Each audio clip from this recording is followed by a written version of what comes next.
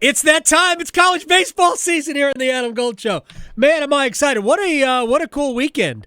There was a lot of good, some bad.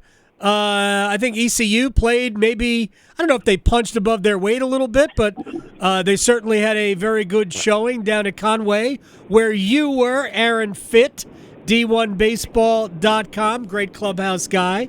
But let's start in Athens, where apparently Duke should probably move at some point. Yeah. They owned that city. I suggested to Chris Pollard via text that they should move all of their home games to Athens. He laughed. Let's go there. The Blue Devils just stormed through the Athens Regional in 3 straight. Other than just about everything, what worked for the Blue Devils? Yeah, they're a good club, man. Like that's the bottom line. And I thought that park was a good fit for them because they're a physical, mature, power hitting team, and that's a bandbox. But they also pitched really well. Yes, they did. And it's just so impressive, especially that park against the offenses that they faced. A lot of firepower that they shut down, and it's just because they mix and match, and they got all those really good lefties. And I think I talked about it last week with you, but James Talent is just a beast right now, just a real difference maker at the back. And Kyle Johnson stepping forward, after really not a great sophomore season. A guy that, I don't remember if he was a preseason All-American, but he was very much in the discussion for that. He's a very, very talented two-way player. Didn't have a great year, but at the end of the year, he's kind of figuring it out at the right time. And so that's huge for him. He's one of the most talented players on the team. So they just have a way of doing that. I mean, their teams get better in the second half every single year. It's like clockwork, and they find the right combinations, and they develop guys. It's a great coaching staff that just gets the most out of them when it matters. It's very, very impressive. Yeah, they threw 3 straight lefties at Georgia on Saturday. Georgia not as good as they were flashing up on the screen, not as good against left-handed pitching as they are against right-handed pitching. And then Talon was excellent, and he's just got such loose action. He just slings it at you. And then I watched Reed Easterly close it out yesterday, and there's a different level of he's also really good. I think you told me that their bullpen was so key to everything that they do, and I think they did bullpen not only Georgia but Oklahoma State as well. Do we know anything about the status of Ben Miller, handlebar, mustachioed third baseman, who had a dynamite game on Saturday and was unavailable? Finished the game on Saturday, but was unavailable Sunday. Yeah, I don't have any information on that, and it's a shame because I talked to Pollard this morning, and I should have asked about that, and I did not. So I'll ask him. For you. I will say, yeah, you should ask him. I will say this. The AJ Grassi thing is a shame. I don't know if you saw that, but yes. He got ejected because he was wearing the helmet that they use as a prop in the dugout, which you're allowed to do in the dugout. You just can't take it on the field of play. But he happened to have it in his hand, when he took 2 steps out of the dugout to greet another player after a home run celebration, and he got ejected for that, which means he's got to serve a suspension for the start of Super Regional, and it's outrageous. I understand the rule, and they, I guess, applied the rule by the letter of the law, but let's use a little bit of common sense and discretion here. I don't blame Chris Pollard for being very mad about that, and it's just at our game. We can't go down that road. We gotta have a little bit of common sense here. Your common sense would absolutely help. So here's my question ultimately. Is there any discretion that umpires have? Because not only did they suspend him, they kicked him out of the game, and they had to bring in Kyle Johnson, not only great left-handed pitcher, but very good center fielder, got a great break on the first at-bat in the 9th inning on a line drive to center. A lot of center fielders, that might drop for a single. He had a great jump on it.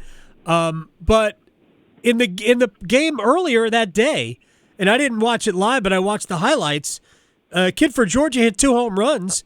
He got a warning for a bat flip, and the umpire was, so uptight. Like, dude, there was not even an egregious bat flip. He carried the bat halfway down the line and then just kind of twirled it. I'm like, we're banging him for that? What are we doing in college baseball? People, the NCAA has just gotten so paranoid about the celebrations and showing up the other team. I understand, it's become a little bit of an epidemic. I mean, there are two sides to this thing. I mean, it's this, this particular, I don't sound like an old man, but I'm going to sound like an old man. This particular generation of players, they're very expressive, Adam. Yeah.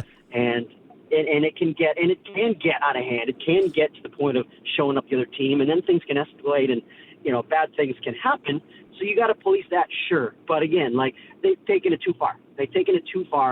And I didn't see the play that you're referencing. I don't have any insight into that, but it sounds like you just, again, let's use some common sense. I know you're in Conway, so you might not have even seen, because all I could think of when I found out that AJ Gracia was suspended for the first game of the Super Regional, which is the dumbest thing ever based on what he did. There should be discretion so that somebody can go, okay, I get kicking him out for that game. That's silly in and of itself. But to suspend him for another game is dumb. And I watched trash talk back and forth between Oklahoma and Carolina. I watched it with the kid who hit the home run. I forget, Millets, I think is his name. Kid hit the home run, and they were jawing back and forth all game. That's fine. But my gosh, you have a little bit of a bat flip. It wasn't even Jose Bautista-like. It wasn't that bad of a bat flip. And we're losing our minds. I don't get it for the life of me.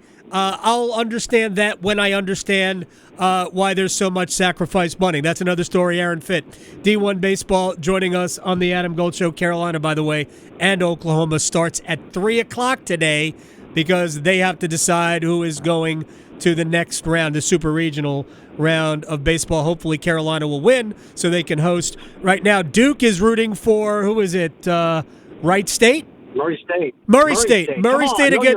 Your mid-majors. I apologize. Wright and Murray, they could be the same guy. Murray State against Ole Miss in Oxford. If Ole Miss wins, Duke will go there. If Wright State wins, looks like Duke's going to host a Super Regional before they host a regional, which is hysterical. And again, they should just take that to Athens. They were probably hoping to host a regional anyway, Super Regional. Anyway, real quick about the Tar Heels. Everything looked great until Oklahoma started swinging the bats. And I almost thought Scott Forbes just kind of let it happen late by using a bunch of guys, like saving himself for today, using a bunch of guys that really hadn't pitched a lot? Yeah, maybe so. And again, I wasn't too into that game, but one thing I did notice is it looks like Ryan Lynch hasn't thrown a whole lot this weekend. And if you recall, he started in the ACC tournament. He's been a bullpen guy all year long, but he started in the ACC tournament, and I think that's probably the route that they'll go. I haven't heard for sure, but that's a guy that can really shove for some innings. I think he can give you some length, and so I think they're actually in pretty good shape on the mound because he's nasty, and I think he can hold his stuff pretty well from what I saw in the ACC tournament. But Oklahoma can give you a headache. It's a tough offense to defend. With all the pressure, it's one of the most high pressure offensive styles in college baseball. It's a style you don't face very often. Louisville kind of plays something like that a little bit, and the ACC. But most weekends you're not having to defend the run game constantly and the aggressive bunt game and all that stuff that they do. And so that can take you out of your comfort level. Aaron Fitt, D1Baseball.com. One more, I guess two things before. I want to talk about State and ECU real quick before we get out of here. And by the way, I should mention that Wake Forest and Tennessee will play tonight for a chance to get to the Super Regionals. That should be an absolute blast. The green base, I didn't even know that this was a thing, that if the fielder is occupying the green base, the base runners got to run to the white base. Although I do think the runner at the end of the Duke game was called for being illegally outside of the base paths, which is that box at the that long box at the end, the last whatever half of the baseline. But is it a rule that if the fielder is on the green base, you've got to use the white base? Gosh, I don't know. That's dumb. The whole thing is weird, and we're still kind of getting used to it all, the double base thing. I don't know the nuances of that rule. Gosh, you stumped me again, Adam. That's twice in one show. It's embarrassing. I apologize for doing that. I just think that the whole thing is silly. It's a terrible way to end the game. Although if he was outside of the baseline, which it actually, in retrospect, I think he was, then I get it. It's still a harsh way to end a game, but therein lies the rules of baseball. All right, how surprising are you? Or surprising? How surprised are you? I'll try English. Aaron Fitt, D1Baseball.com. That the top two seeds, Vanderbilt and Texas, not only are both out, but are both out at the hands of lower seeds, right? Was it Wright State in Nashville and Texas San Antonio in Austin? Yeah, UTSA, and I'll tell you this, I'm not surprised. I picked UTSA to win that regional. Ooh. Really good. Check out the big really brain good. On Aaron. Well, listen, I went about 2 for 16 this weekend, but I got that one right. They're really good. It's they won the American by a lot. They finished 10 games ahead of East Carolina, and it's a really mature offensive team with no easy outs, top to bottom. They just grind you down. It's a tough team, again, a tough team to defend, and they've got just enough arms. They didn't get knocked into a loser's bracket. I just thought Texas was vulnerable, just losing their ace late in the year. Max Blue, their best player, was coming off injury, wasn't really himself, and they won a lot of close games. It just felt like it wasn't really sustainable, and I kind of thought the same thing about Vanderbilt, and I did not have Vandy going to Omaha. I just thought, again, it's a team that won a lot of games by tight margins. And, right. It's a pitching team, and they pitched fine this weekend. I think they only got 11 runs on 3 games or whatever it was. They pitched fine, and they still lost because they just got shut down. And it just feels like a team like that, your margin for error is low. They had a great year. That's why they were number one national seed. But it didn't really feel at any point this year like they were the best team or even really in the elite tier. I mean, nobody, I think, really took them seriously as a title contender, even though they were the number one seed. I know nobody on our staff picked them. So, that tells you something. Okay, Aaron Fitt, you were down at Conway with East Carolina. Talk to me about how they performed. Looked like pretty well. They lost yesterday 1-0. I know I saw a bunch of people screaming about the lack of a sacrifice bunt, which makes me dislike those people even more. But what are your thoughts on what the Pirates showed this weekend, and how good are they going to be going forward? I know a bunch of freshman arms. Yeah, listen, I was very impressed with them. I mean, a team that, again, had a very disappointing year. They ruled that conference with an iron fist for a long time. And, again, they finished 10 games out of first place behind UTSA in that league. And they had to get hot at the very end in the conference tournament just to get into the field of 64 as a 3 seed. And certainly not one of their best teams. But they went out there and looked like they belonged. They looked like a usual East Carolina dangerous postseason team. They beat the snot out of Florida twice. A Florida team that had been very good down the stretch. And, hey, I mean, Florida has flaws. It's very injury-ravaged roster. Their entire up-the-middle group, that they started the season with is out. Florida was vulnerable. I thought that going into it. But they still have a lot of really good arms that they ran at East Carolina. East Carolina just knocked them around. It was very impressive. And then they just got shut down by a veteran senior strike-throwing sinker-slider guy and Riley Eichhoff in that final game. That was a great baseball game. It's so refreshing to see a clean 1-0 game when you get all these ugly kind of slop fests around the country, especially on Sunday as teams run out of pitching. But that game was a treat. No shame, certainly, in East Carolina losing it. They had a great run. They showed well. They have a very exciting young core. And that's why we thought this could be a transition year for them, because they were young. And it was. It was a transition year. But if they can keep all those guys, and that's an annoying thing to have to say, but in the portal era, you have to say it. If they can keep all those guys for next year, they should be really good, because it's in a position group and on the mound, a lot of young talent. All right, you also got some fireworks early. Well, what's going on with Kevin O'Sullivan, Coastal's head coach? There has been a back and forth that doesn't seem to reflect very well on Kevin O'Sullivan. No, it doesn't. And, he was upset that they changed the game times twice this weekend. They moved it from noon to 3 p.m. on Saturday. They moved it from noon to 1 on Sunday. And he was upset about that and, handled it poorly is how he put it when I spoke with him. And, look, he berated everybody. You know, he Okay. MF'd everybody. Yeah.